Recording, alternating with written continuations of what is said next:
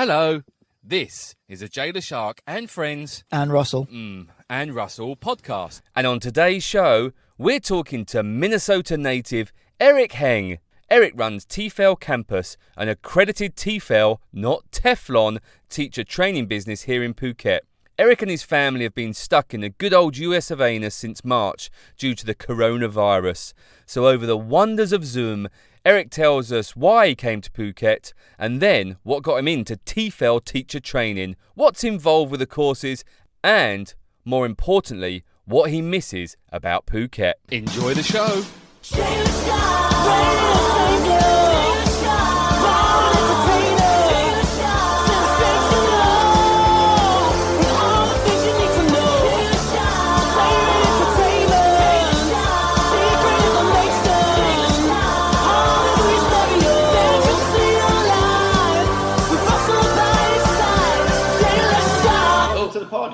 That's my line. Welcome to the podcast. Thank you very much, gentlemen. Oh, there's a slight delay. We're back on Eurovision Song Contest stuff. Yes. This is nice. So we're on Zoom because we're talking to someone in a different country today. It feels, in a way, it kind of feels old school. So I tell you what, Eric, why don't we start with just kind of explaining, not that anyone really needs to know why, but how you came about being stuck in the US. Sure. I finally got my family over to the U.S. for a vacation/holiday. We left on March 2nd. We were supposed to be here for a month. The coronavirus was really reaching its peak in terms of global news, probably in our third week, and we made a decision to postpone our return flight, thinking maybe it would be a couple weeks delay or something like that. And fast forward 4 months later, and we're still here. I mean, any idea when you might be back? Sort of September, October, maybe, or you sort of?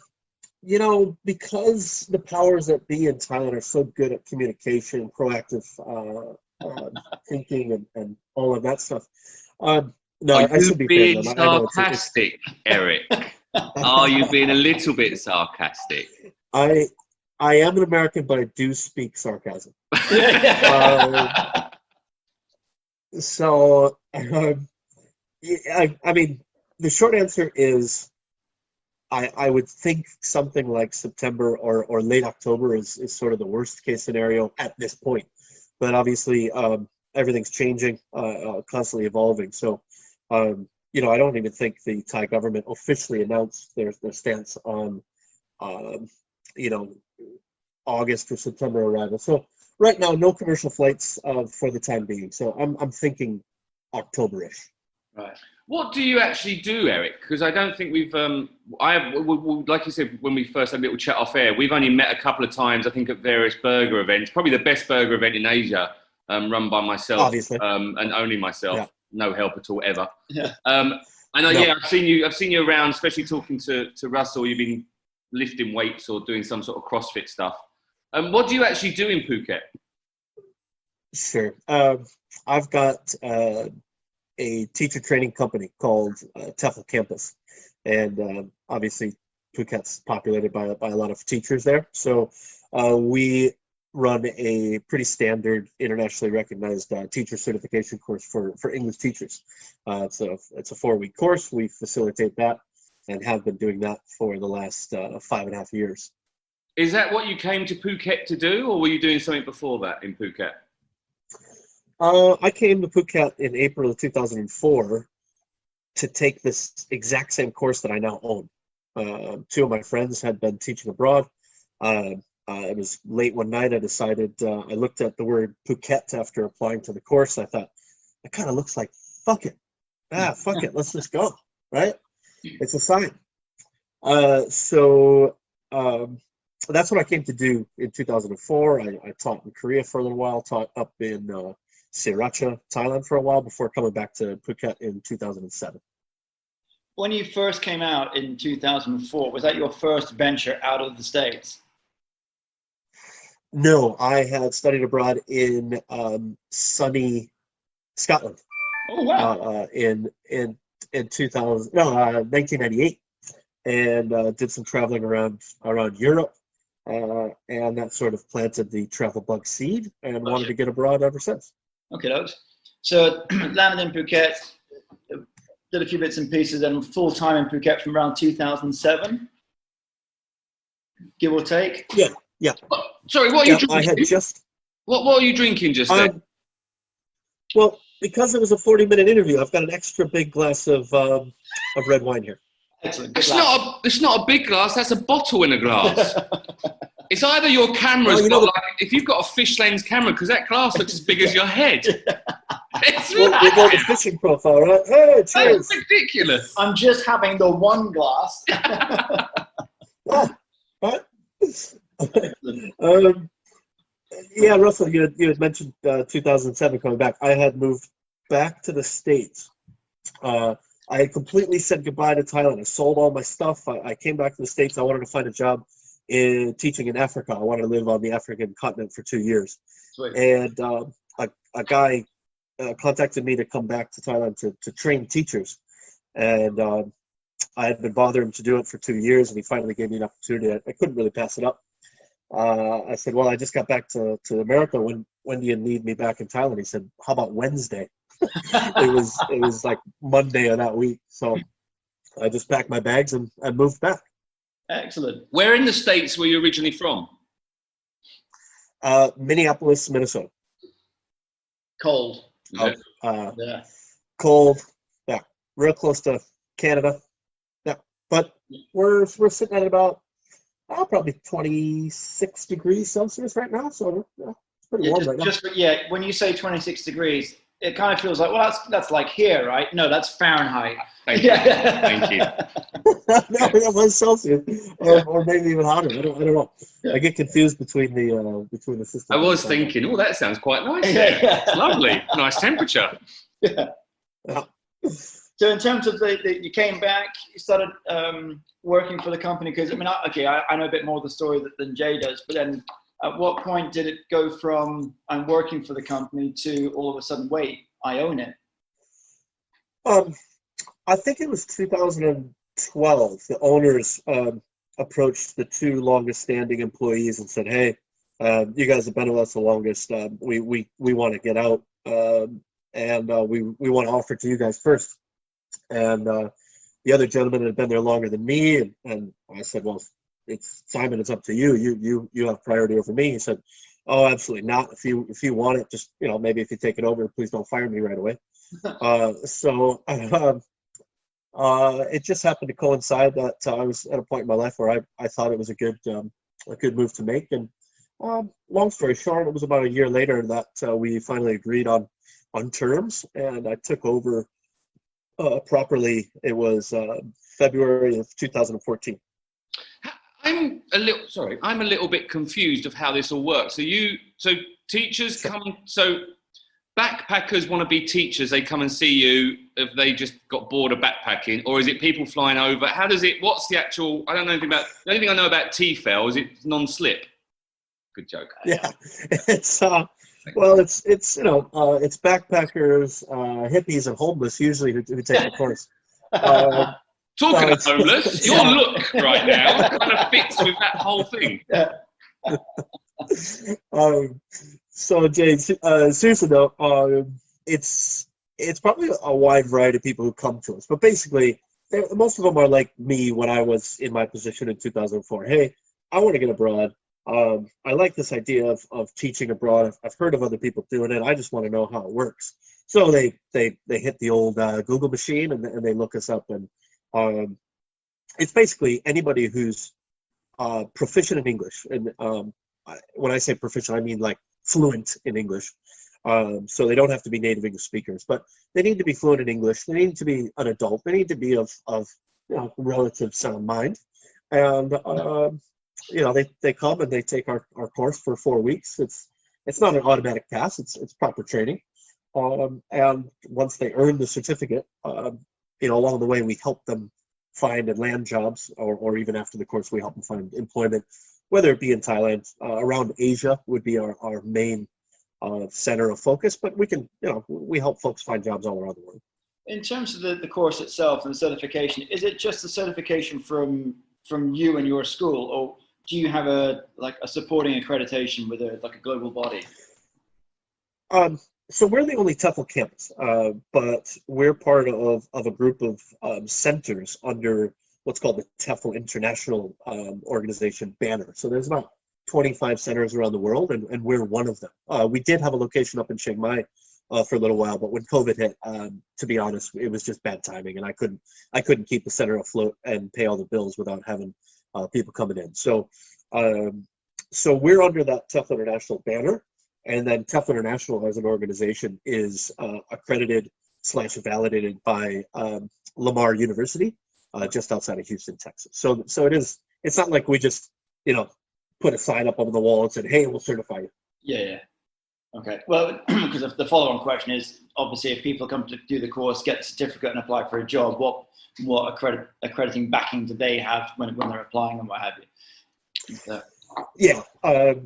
So on the back of that, of being recognized by Lamar and being part of TEFL International, I mean, honestly, I've been helping people find jobs since 2007. That's been one of my main roles, and we've really had no one come back to us and say, "Hey, I'm trying to get this job," and they're not recognizing the certificate. Yeah. What's up, right? So no, it's totally legit. And honestly, I mean, I try not to focus on what other people are doing, but honestly, not everyone can say that. Some people do put up a sign and say, hey, we're going to certify you, and they have zero standing to do so. Yeah, I can imagine. I'm impressed that Lamar's got a university. There you go, you see. I mean, before you make another joke.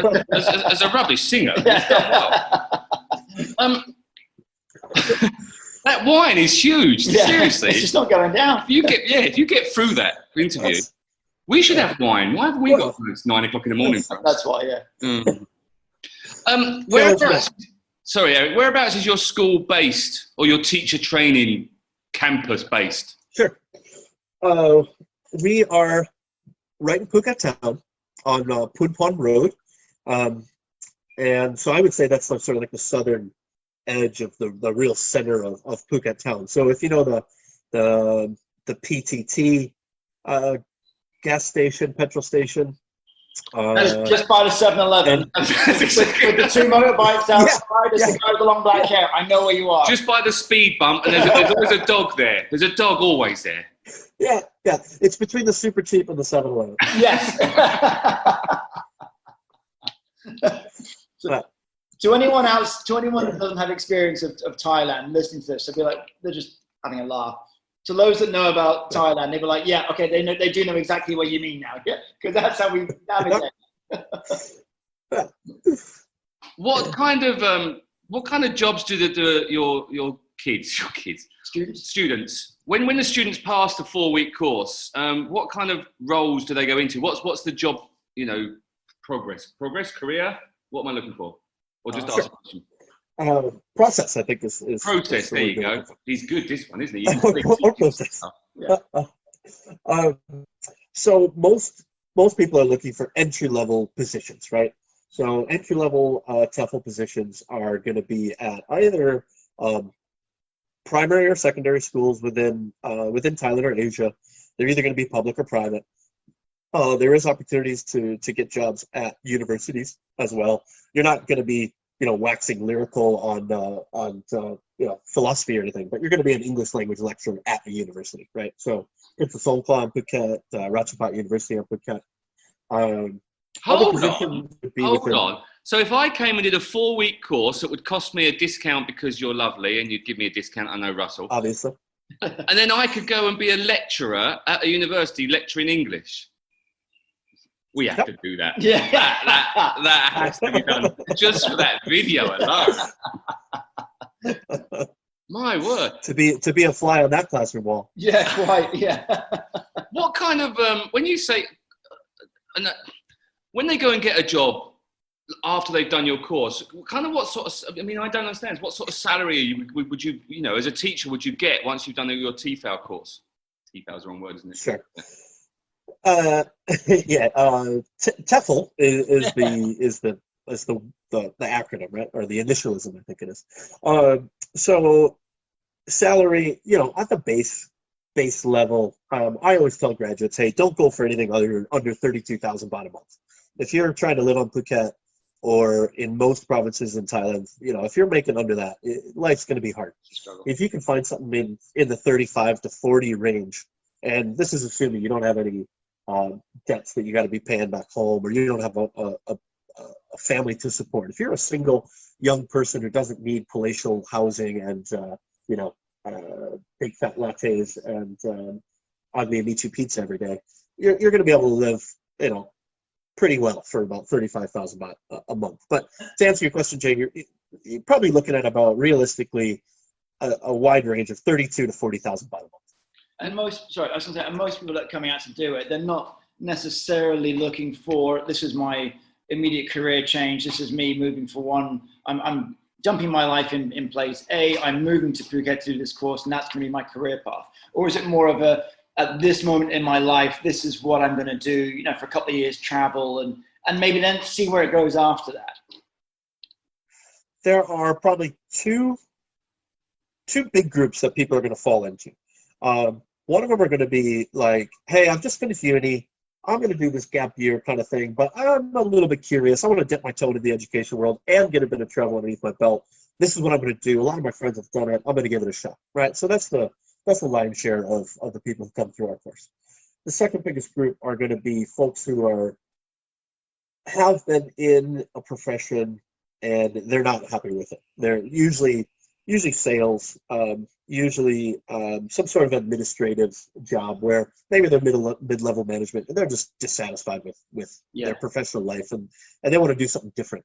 I think, reading between the lines, I think a few of them are probably trying to reinvent themselves a bit. And those two groups are the biggest that we see. I'd say the other two are established teachers who have proper certifications. They've got licensing in the US or the UK or in Oz or wherever, and they want another feather in their cap. So they're gonna get this training that's specific to TEFL rather than teaching a core subject like math or something like that.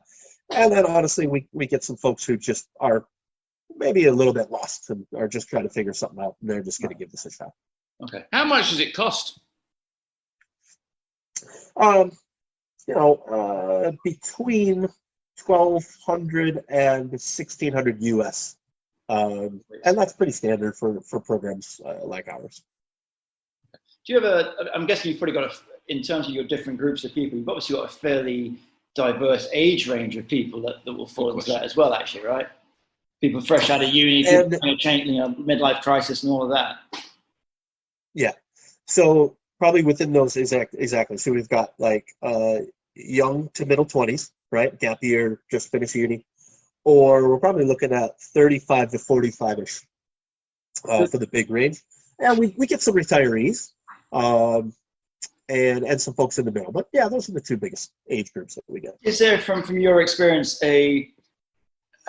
what's the how to phrase this right? Do you find one particular group lends themselves to the TEFL environment more than others, in as much as the retirees turn out to be the best ones, or is it more like a complete spread? It just depends on the individual, regardless of age or how they got there. No, age I have found has very little to do with it. The only thing that I've seen that differentiates the younger from the older students is, to be honest, the brain can handle so much, and we give a lot of information, a lot of training, and it comes at you fast, and it comes at you. You got to keep on top of it. And I know that the older students do struggle with some of that information overload a little bit more, with a little bit more prevalence than younger ones. But really, regardless of age, if you're working at it, if you're keeping up on your stuff, then you're probably going to be okay in the course. And in terms of, I was going to ask you about how things were going in Chiang Mai, but you've kiboshed that one already. So, and also taking the wonders of 2020 out of the equation for the moment, what were, perhaps is a better question, your plans for what you're doing with the campus? Like the next 5 years, you can plan for? Yeah, I mean, honestly, I had some plans, and they're in the bin. So, moving forward now, I'm quite honestly opposed to most of the online training stuff in this profession. It's just not. Um, it doesn't lend itself to actual real meaningful training. But hybrid courses can work, and we're going to probably modernize and move into a hybrid situation where theoretical um, uh, theoretical teaching principles, language awareness, which is just a nice word for grammar and phonology. We can study that online and we can cover that online, but people need to be in the classroom training before they go into classroom live. I mean, I I know you're in the dog profession. Without any training, I couldn't handle one dog for an hour, much less seven, or whatever it is. So we need to modernize our systems a bit, and that's the main goal in the next few months. I completely understand where you're at with that, because like even for my profession, there's so many people that are moving to online Zoom calls for training. And I've had a couple of consultations with people, because I can see you with the dog and see some of the things that you're doing wrong or right and what have you. But generally speaking, across the board, you can't beat being in the same room face to face and going through the process with people. So is there a room for maneuverability that, yes, likewise, I could do a few more bits online? Sure, we could all do that. But I think moving everything lock stock in that direction is not conducive to the better way of learning. And for some people, it just doesn't work. A lot of people just don't want to be online. It's just unfortunate that they're in the minority. And then the reality of the situation is, it's a pretty big investment, right? To come over. It's a scary venture for a lot of people to move and just think that we're just going to land this job. So it's a foreign notion to a lot of people, and some people aren't ready for it. So if there's a hybrid situation where people can get introduced to the profession or the idea of teaching from the comfort of their home or their own town, and then make that jump, I think it might work for a lot more people. Yeah. When people pay the money to come over and have your classes for and learn, is the cost including accommodation and food, or is it you're just paying for learning and everything else is up to them to find? Or how does it work? So I've got a cousin who wants to come over to Phuket to learn to be a teacher. What's the situation? I don't have a real cousin. It's not a real cousin. It's a fictional cousin, by the way. Right. Just in case you were wondering, I'm not trying to get you any more work. Right. Our course, very much like others, and we usually offer two packages. So you can get the just the course on its own, standalone, right? And there's a rate for that. And our last course that we did, that everybody was on that package because everybody had already been in Thailand or living in Phuket. It's just with the borders being closed down. The other package that we offer, a lot like other courses, is one that does include accommodation, has a few other perks here and there, like let's say an airport transfer, maybe a bicycle rental, something like that, right? So they offer a few perks, and we put people up in 2 different accommodation options that they can choose from. And so all in all, let's say you do the accommodation that's included, then you're looking at probably 1,500 US. What is that these days? 1,000 quid, 1,100 quid. About a million, about 40,000 baht. £1 million or something, million euros. I think the exchange rate. Yeah. Eric, where do most of your students come from? Is there a nationality that's more prevalent? Thank you. What does that word mean? Is that what I'm trying to say? Yeah. Okay. These days, vast majority are from the US, with the UK being second. And then we've got a mix. To that point, when you say the UK, you mainly mean Scotland, Wales, and Ireland, or Northern Ireland, I should really say. Because in my experience, I wouldn't include Ireland in the UK. Yeah. I said Northern Ireland. Yeah, there's not a lot of English teachers that I've come across here. Right, they're all from either Scotland or Northern Ireland, or even Ireland, or from the US, Australia. They're from everywhere except England. Yeah. Well, I guess I wouldn't say that. We do get a lot of them from England. We used to get quite a few Irish. We would get like one Irishman or an Irish gal on the course a month, but those numbers have dropped off. So American, Canadian, UK, Oz, and then quite a few European nationals who speak English fluently. South Africans. Whoa. Sorry, I can't forget the South Africans. They for a good while. They for a good while represented a good share of our demographics, but those numbers have dropped off as well. It's very obvious that the Thai government is making it harder for South Africans to get in and stay in.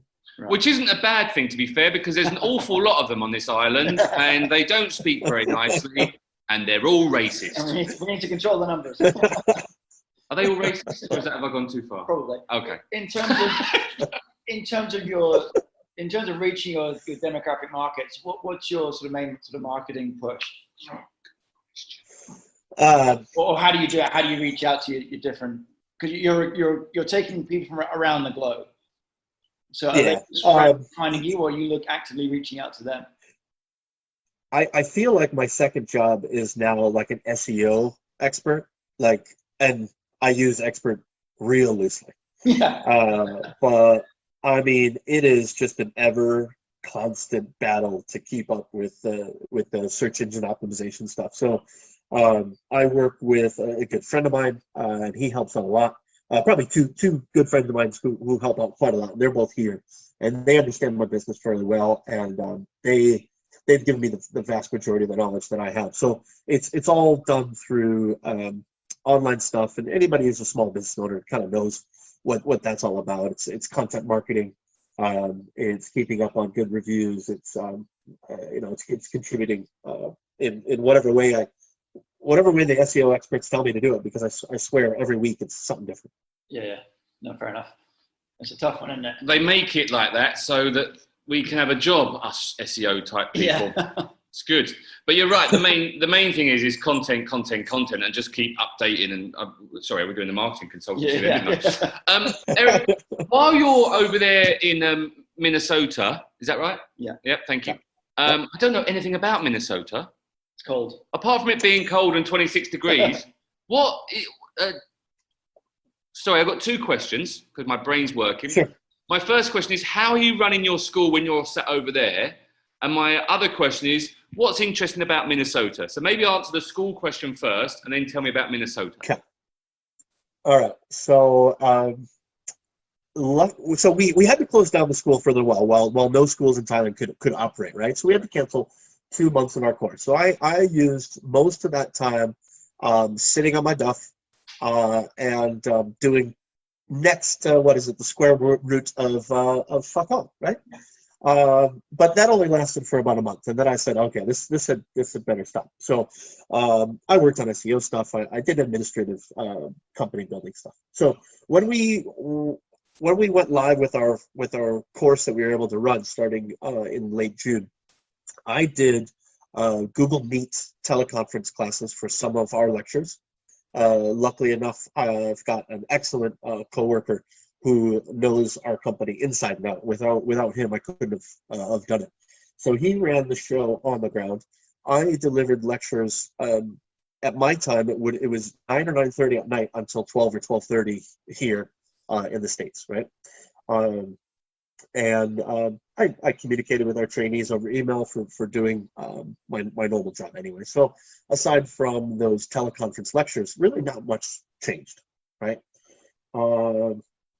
Interesting about Minnesota. Well, let's see here. From the biggest picture, everybody knows that Prince is from here.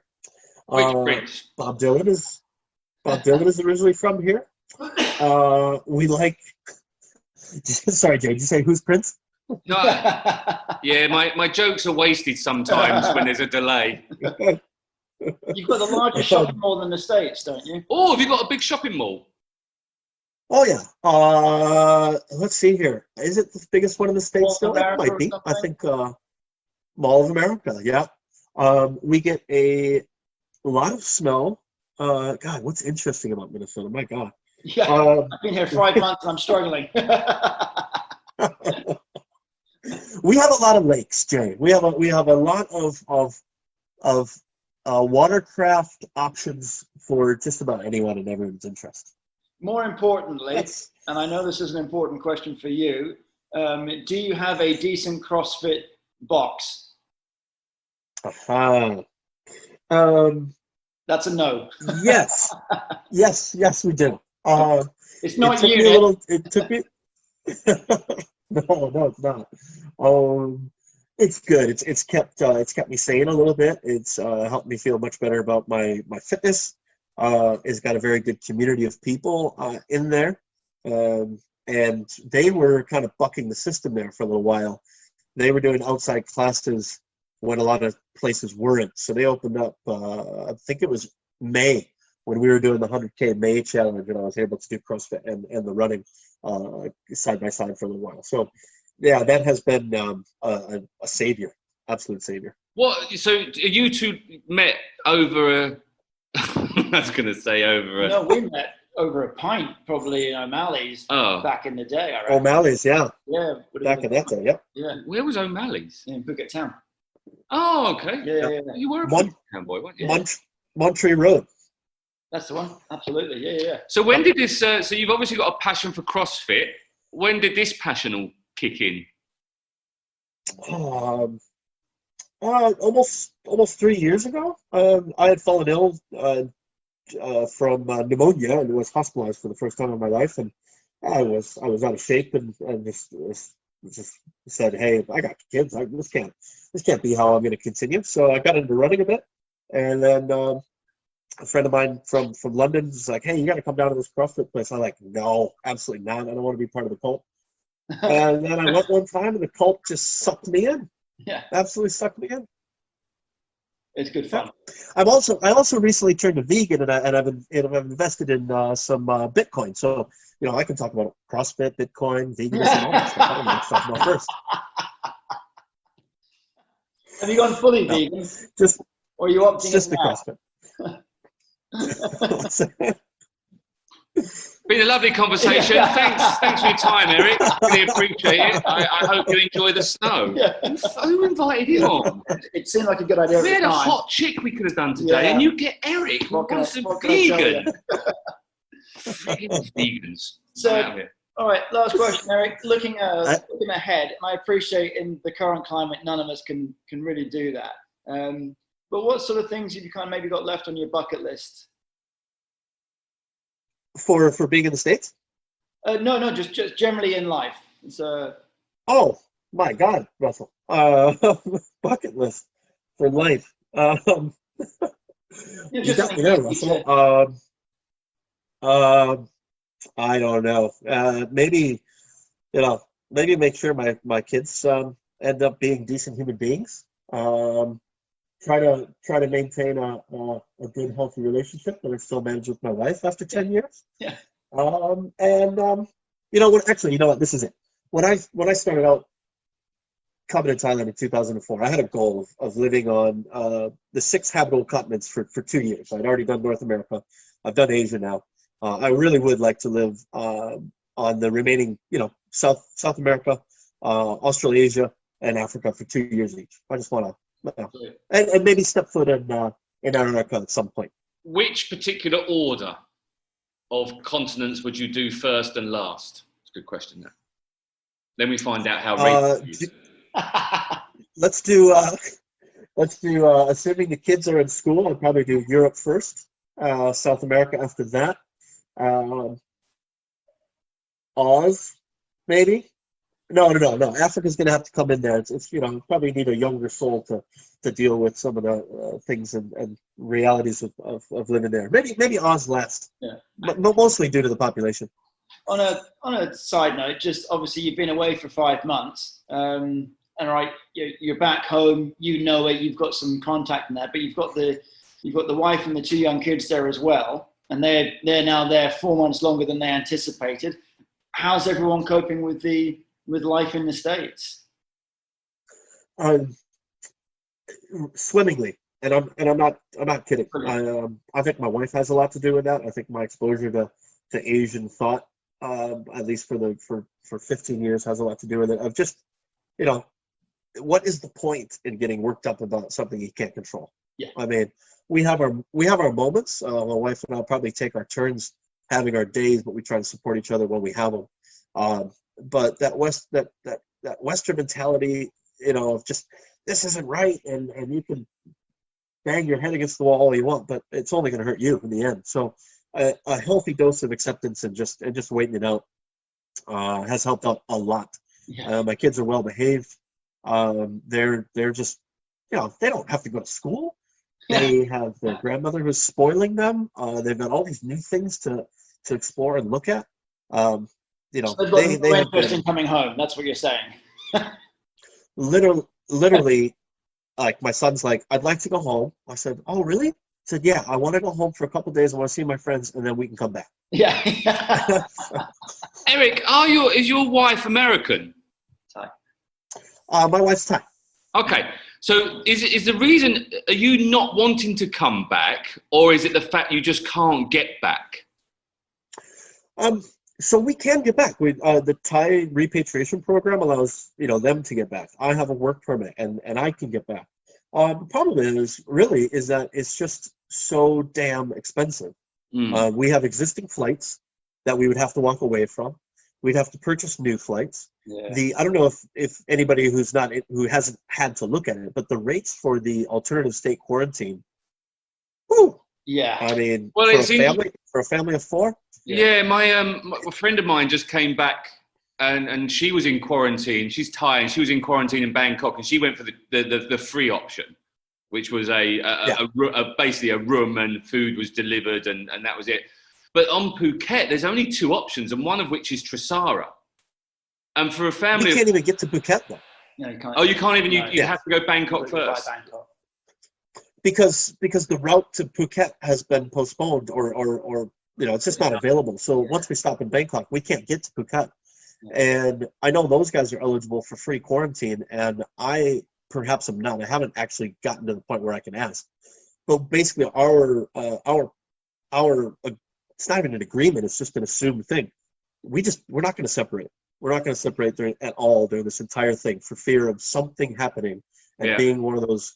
I've read some stories. It breaks my heart to listen to these folks who are separated over this, and we just won't do it. So we're sticking together. Sorry to interrupt. I got a friend in Singapore who is been stuck there, and his family's here, and he can't get back to Phuket. And I'm in the same situation. Whereas I was thinking of going back to the UK with my kids, but then to come back in is just going to be a nightmare, an absolute nightmare. So we just didn't bother going back. For all sorts of reasons. I mean, it's a complex system, and I honestly think that the Thais are doing the best that they can, and they're taking a very, very cautious approach to opening the borders back up, and I can't blame them for it. Why would they let me in with all the cases going on in the U.S.? I mean, why would they be interested in letting us in? So, we just have to just wait it out and hope that it's sometime in 2020. I mean, it might not just be about you being American. Your look is a little bit scary as well. I mean, you do look like someone who's been living in the woods for the last 5 months. You should see my new driver's license picture. It's not pretty. Yeah. It scares me. It's kind of like the Unabomber, but let's not go there. Oh yeah. What's it? I've heard it all. What's it like in the States at the moment with the whole situation go? Because I mean, obviously we read the reports on either CNN or BBC News, and we don't really get what's it like for you. What's the feeling like? Luckily, I live in a state that has people who have cooperated for the most part. But even within my state, I live on the edge of the suburbs. So if I go outside of the suburbs, no one's wearing masks. If I go north and I go closer to the cities, everyone's wearing masks. Right. And then my network of people that I know kind of encapsulate both of that. So I have friends who are absolute COVID deniers. I just read, a thing on an acquaintance's Facebook that made me want to just choke them next time I see them. And I have nurses I have friends who are nurses, who are they won't go out and see me even though they haven't seen me in years. They're just like, yeah, we'll do a Zoom, but like I can't take the risk. So but overall it's kind of surreal to see it firsthand, the divisiveness that this has generated. And it's so mind-blowing. I was like, how I mean, I can understand being divisive over politics, but not over a health concern. Yeah. So it's been interesting to be here. And I mean, the not related to COVID, but even the George Floyd killing in Minneapolis was in it was 20 minutes away from me, and we had protests for a week. So I mean, we've got COVID, we've got the only riots I've ever lived through in my hometown. People are like, "What does your wife think of all this?" I don't even. This is just like this. Honey, this is just an average Tuesday. It's a crazy time to be here. Most of me is super happy that I am here to see it, mainly because I can spend so much time with my family and use it as an excuse to be here for 5 months, maybe 7 when it's all over. Who knows, longer than that. But yeah, there's a little pang of like, can I please get to Ao Yon? Can I please go to Go Bank and have some Kho Mu Yan? And can I just get some somtam? And I just need to get that. Are there any decent Thai restaurants near you? You know the answer to that. It's absolutely horrible. Nothing compares. My wife has cooked up so much food, and I mean, literally, like, we've had little friends that said, like, can you guys come over and can we just like watch Goy cook and we'll get some tips? And like, she really has literally done that. And no, she's by far offering the best Thai food in the Twin City area. Excellent. Are you what American sport fan are you? That was terribly worded, that was. It's too early on a Monday morning. Yeah. What sports of American variety do you like? I still like my baseball, and I know it's most people see it as boring, but I like my baseball. I have kind of gotten back into American football a little bit just for its complexity, but through and through, I'm more of an alternative sports guy. I like alpine skiing. I like extreme sports. I've gotten into MMA stuff, not personally, but just to watch the drama of it all. Motorsports, no. Aussie rules football. I really like that. But as far as American sports go, pretty much baseball. That's your sort of thing, is it? I don't mind baseball. I find it quite boring to watch. I've watched one live game at the stadium, and I found it incredibly boring to watch live. But I actually quite like watching But I think I watch highlights of everything, to be honest. I just wanted to go on. I from the sound of it, I've never been to a cricket match, but it sounds a lot like, we're not really there for the cricket. We're there for the afternoon, to be in the sun, to have some beer, and to have some banter. So that's what a baseball game, Yeah, I was a Yeah. young boy taken by an older man who I didn't know, so it was kind of a different experience for me. That's a different podcast. Was that in the church, or was that the Catholic church, or? Well, he did know the priest. Yeah, they might have had a little conflab. There was some money exchanged hands, and I was at a baseball game. I don't know what happened. No, it's just because I was just trying. What base did he get to with you? Yeah. Home run, baby! I tell you what, best home run ever. Oh, slag. I just realised the only thing I know about Minnesota is the Minnesota Vikings. Brock Lesnar, he's from Minnesota, isn't he? Yeah. Yeah, he is. I served him in a bar, and he is he's every bit as massive in person, probably bigger in person than he is on television. It's incredible. That's the only thing I know about Minnesota. There you go, you see. Eric, is there anything that you, apart from the food that you just mentioned, that you obviously miss about Phuket? Is there anything else that you miss that you would, that you'd love to come back for? Other than us, we've just met. Well, speaking of, I miss dear friends for sure. I don't miss any part of Thai driving whatsoever. That sticks out in my mind more of what I actually do miss. I think I'll probably miss just getting down to the beach, or even having the option to get to a beach. I mean, on a Saturday to just say, yeah, let's take a 12-minute drive down to Ao Yon and just hang out at the beach. I probably miss that the most. That was the podcast. That was Eric. I like Eric. I like Eric a lot. I feel really bad that he's stuck in the States. In a lot of ways, he's enjoying it though. That's kind of cool. It was interesting talking to someone who is in that situation. I didn't realise his wife was Thai and his kids are obviously... Goy is absolutely lovely. She's a really, really just salt of the earth person. She's great. That must be tough. So the bigger reason they're not coming back is to stay together as a family. Correct. That's lovely. Which and to be fair, and it makes a lot of sense as well. Just especially at this sort of time with what's going on, just stay together as the unit, right? It's a crazy time, baby. Yeah. I don't know what's going on. And it's great to hear that the kids in particular are having such a whale of a time with the grandparents. Love it because it's a whole new experience for them. Yeah, yeah. And it's going to start snowing soon. It's 26 degrees. Yeah. And they're going to see snow probably for the first time. Yeah. So I'm pretty sure that's the first time they've all. I think it's like the first time he's finally got the family all over there. I could be wrong about that. I've got to ask, but I'm pretty sure that's the case. But yeah, even so, to do that, we're going for a month for a nice long holiday, and all of a sudden, so we're here for 5 months now. It's probably going to be closer to 7 before they get back. So absolutely, what a nice man. I like him. He's Yes. good. If you Good want to egg. have English lessons, or you want to not English lessons, if you want to be a TEFL I might. If instructor. I can get the money, I think I should go and do it, and then I'll be a just for the university. shits and giggles. The fact that I think with my English language, yes. Yeah. My computer's going nuts today. If you want to go and support Eric, you can. We'll put the link in the descriptions. Go and click on his stuff if you're interested in learning to become a TEFL teacher, Yep. not a TEFL Not teacher. TEFL. Non-stick, baby. And if like us on Facebook, like us on Twitter, like us on Instagram, PhuketPodcast.com is the website. Russell's got a busy day today. I do. I've got a busy day today. You do. So should we get out of here? Good plan. Cheers, buddy. Thanks. Bye. Bye.